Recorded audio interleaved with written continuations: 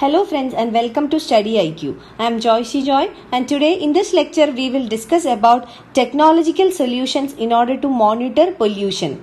Now coming to the current affair, in India as well as globally, new technologies have been emerging which is making monitoring the environment, the pollution rates, environmental degradation etc. very easy and also cheaper.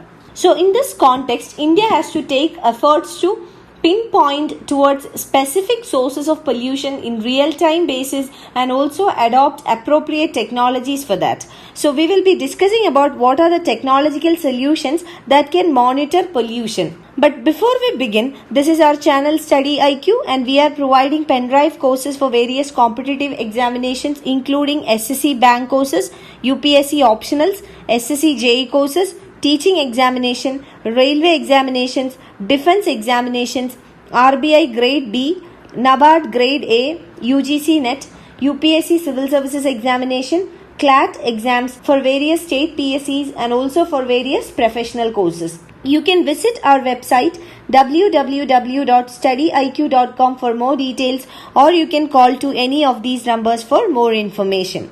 So let us begin. Let us first understand what are the shortfalls in the present approach on monitoring pollution or environmental degradation in India. So the first shortfall lies in the fact that India has been monitoring air pollution for many years now, but this has not made any effect or impact on the pollution levels across India. So the first shortfall or first challenge for India is that even though there is monitoring of pollution levels, this monitoring has not made any impact on reducing the level of pollution in the country. And the pollution monitoring has been done by both the government as well as by the civil society. So various stakeholders, agents, NGOs, voluntary organizations, the government itself has been engaged in monitoring the pollution levels across the country. But these monitoring processes were not able to identify the specific sources of pollution. So we understand that the key monitoring gap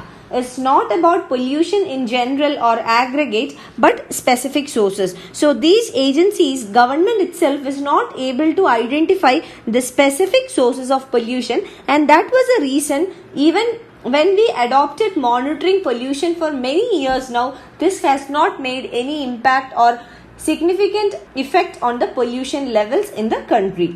And also, since the monitoring process is not focusing on specific sources, this has led to a difficulty in enforcing laws on the polluters. So we were able to find out the general level of pollution or the aggregate level of pollution, but we were not able to identify or pinpoint towards the specific sources. So law enforcement on polluters or pollution was also very difficult. Now let us understand what should ideally be monitoring. So how should monitoring ideally be done? So we can say that there are three components of monitoring that needs to be achieved. One is universality, second one is identifiability, and third one is timeliness. So we will understand each of them. Now universality of monitoring means that monitoring should be done for every unit. For example, India is a vast country and there may be some companies or polluting units that are registered with the government, and one major shortfall with government monitoring is that government monitors only those entities that are registered with the government. But for a vast country like India, there are many units or entities that are not registered with the government. So we can say that the government records cannot be the only source on deciding which unit needs to be monitored, which unit need not be monitored, etc. So for effective action, all point sources should be covered under monitoring. So it is important to bring universality or to bring in monitoring to all the units or all the entities. Now the second factor is identifiability. So under identifiability, there should be a built-in method in the technology adopted, and this will help in confirming the initial identification of the polluter. Now coming to the third factor, installing equipment for monitoring is not enough. So constant monitoring needs to be practiced. So these three are the essential components of monitoring. Now what are the challenges in India for conducting effective monitoring?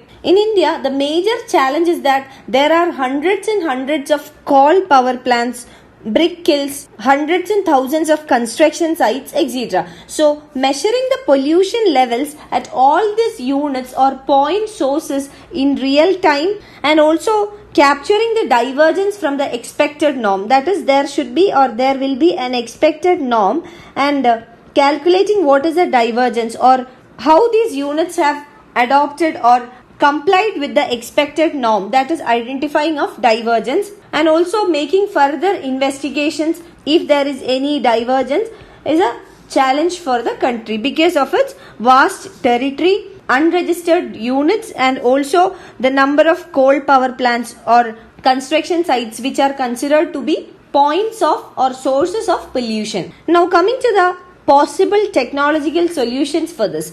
Firstly, a viable solution would be remote sensing technology. So these remote sensing technologies, including those by satellites, could be a very good solution to monitor the points. Satellites especially, these satellites can monitor large expanses on 24/7 basis. And also the units that emit fumes like the chimneys of the industries, coal power plants, etc. can be monitored, as well as images can be captured at various wavelengths by the satellites, and it will also ensure a universal coverage, and therefore it will help capture pollution points.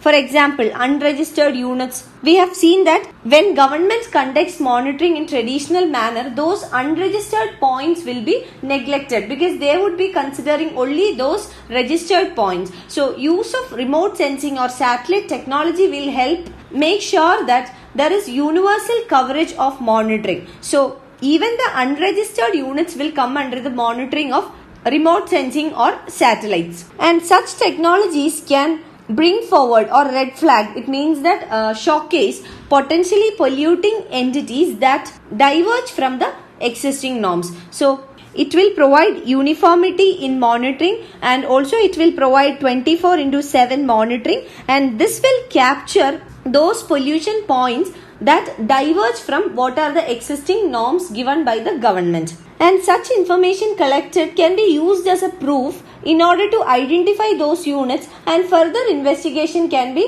conducted according to the proofs that are made available by this satellites or the remote sensing technology. And such information can be made available in the public domain, and such public accessibility for such data will help independent researchers or scientists in order to evaluate and also to bring up potential solution in order to tackle this issue. Also, various scientific or technological universities can conduct individual experiments, research institutes can conduct experiments, and all this will together help in creating a cleaner environment. And also artificial intelligence can also be used in this regard. So this will help in economies of scale, and scope would be very high. What is meant by economies of scale? Economies of scale means that the cost of production or the cost of deployment of something will come down if there is production of more quantities. So when quantity increases, the cost will come down, and this is called economies of scale. So deployment of artificial intelligence can bring down the cost, and also this will widen the scope. And using the information that is collected using remote sensing or artificial intelligence, this can be used to monitor other different kinds of pollutants, minor pollutants from varying sources. For example, illegal garbage dumps or riverbed sand mining, stone mining, illegal fishing. These are all small pollutants that will culminate into larger pollution or larger environmental degradation. So the same technology or the information from all this can be used in order to monitor such small scale pollution units as well.